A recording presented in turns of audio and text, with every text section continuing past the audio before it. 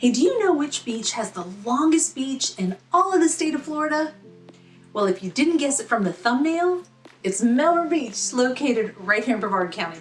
Although I can't say I've been to every beach in the entire state. As far as my county goes, Melbourne Beach is my favorite. So come join me today as we tour this awesome little piece of heaven. And it starts right now.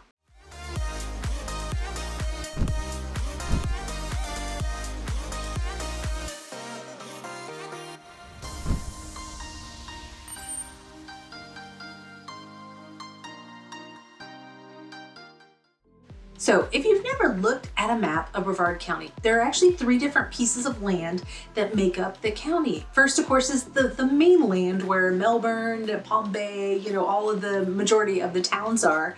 Then you've got the Barrier Island, which is beside that one, known as Merritt Island.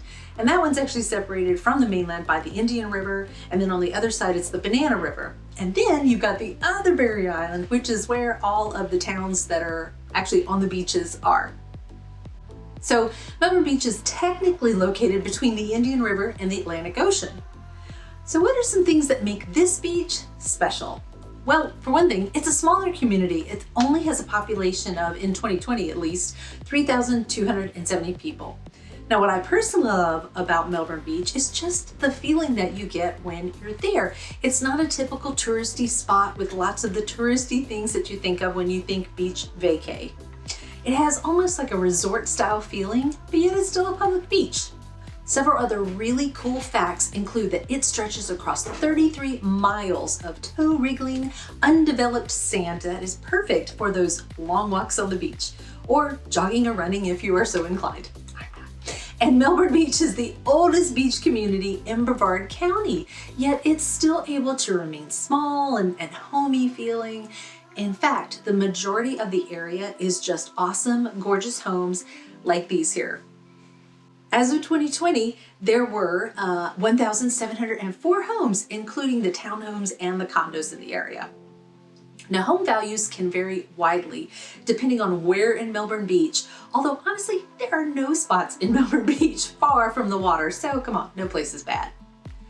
Currently, homes in that area range from the low 300s and go up to one that is actually right now listed for $7 million.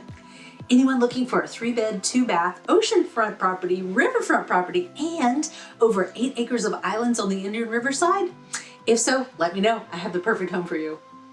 Okay, so let's keep touring my favorite beach. Specifically, Spessard Holland is where my family come to hit the water, the waves, the sand. There's a North Beach Park area and then the South Beach Park area.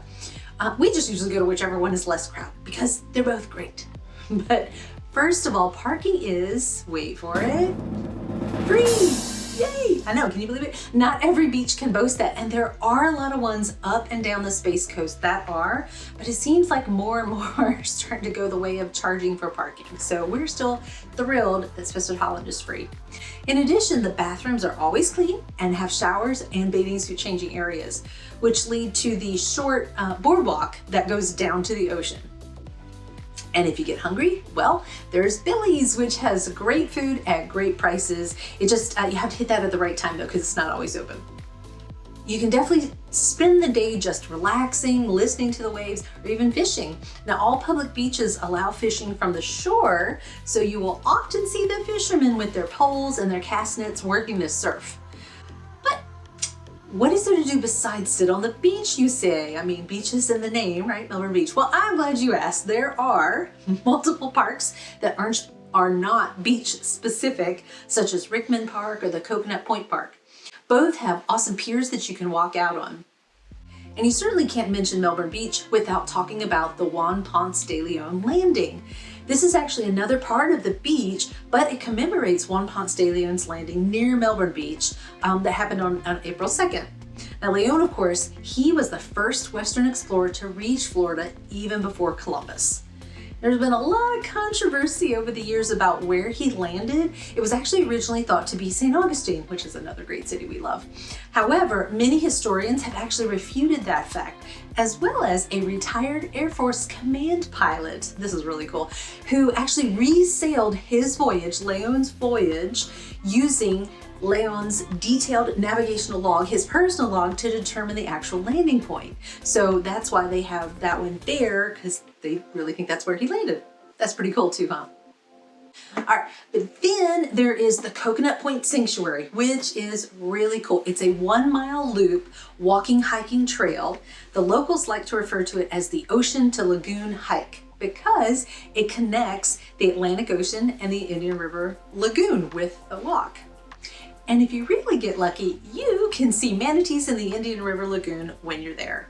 In addition, there are all the usual outdoor water activities you would expect, such as river tours and kayaking and paddleboarding, sailing, airboat riding.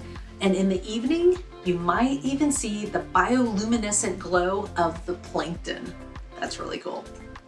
And then there is, of course, the Melbourne Beach Pier, which was built in 1889 and it was constructed of wood planks and pilings. And to its credit, this pier is the oldest known example of such piers on the whole Indian River. It was originally built to offer the most practical access to the island from the mainland.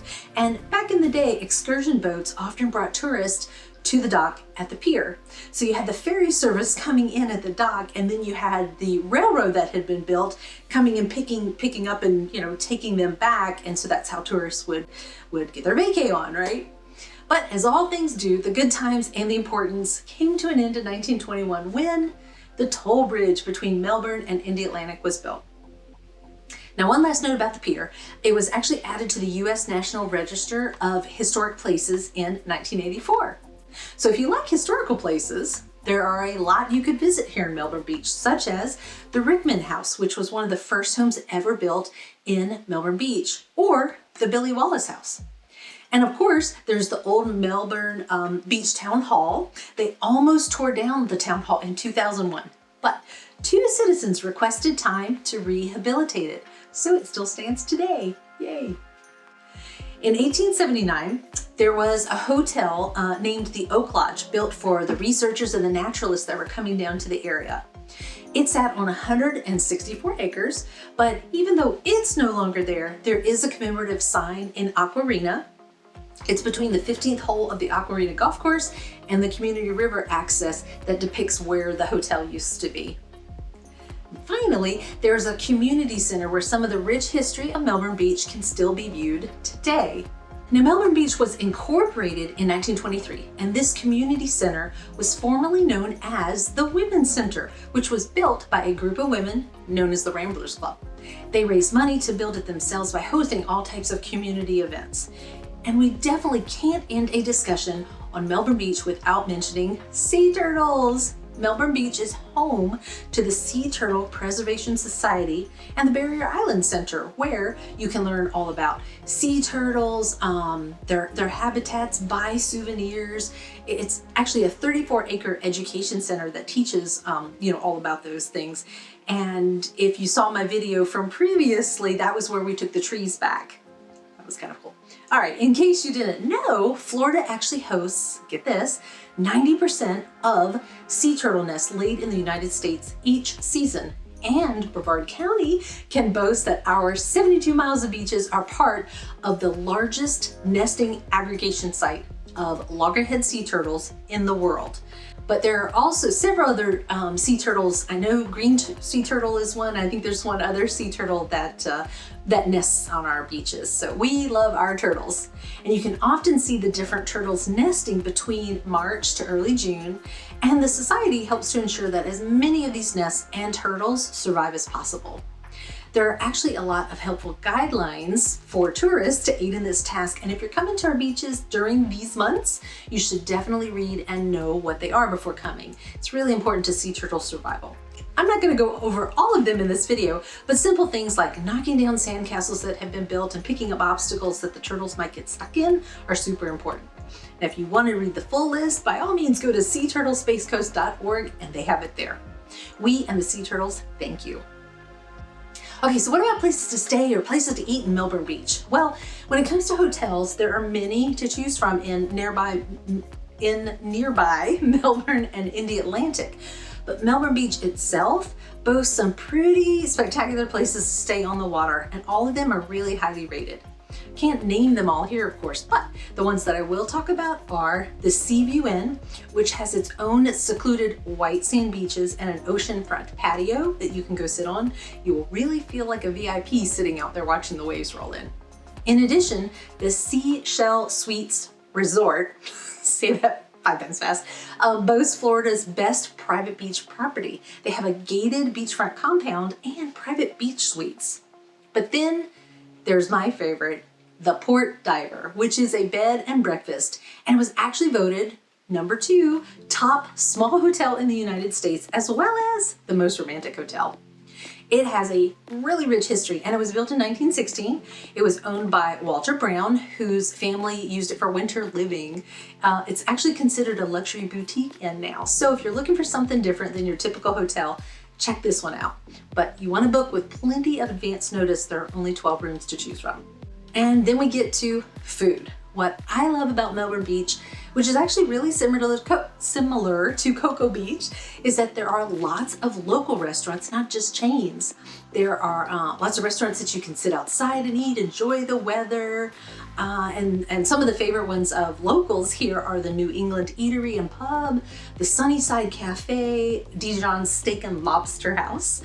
There are also great places to enjoy local cuisine as well, such as the Ocean 302 Bar and Grill, Sand on the Beach, one of my family's personal favorites, and Cafe Coconut Cove.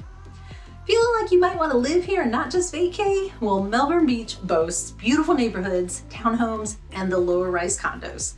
Contact me today to help make the dream a reality. Thanks for making the Weis choice, and we'll see you next video.